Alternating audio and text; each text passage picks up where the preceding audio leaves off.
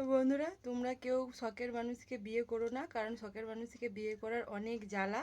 তো সেই জ্বালায় আমি জ্বলছি। আর এমনি নিজের শখ পূরণ কোনো দিন হবে না, শখের দাম লাখ টাকা।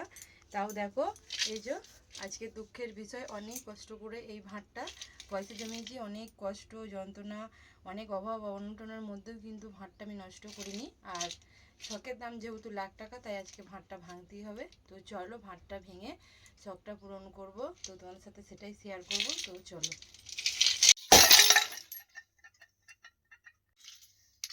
তো বুকে প্রচুর যন্ত্রণা হচ্ছে, ভেঙে ফেললাম। আর দেখো কত পয়সা জমেছে। তো জানি না এটা দিয়ে শখ পূরণ হবে নাকি। তো এই যে এই পয়সাগুলো জমেছিল। তো চলো আর কিছু মানে জোগাড় করতে হবে, এগুলো দিয়ে হবে না। তো তারপরে আসছি আবার তোমাদের সাথে, শখটা কি পূরণ হলো সেটা তোমাদের সাথে শেয়ার করতে, ঠিক আছে?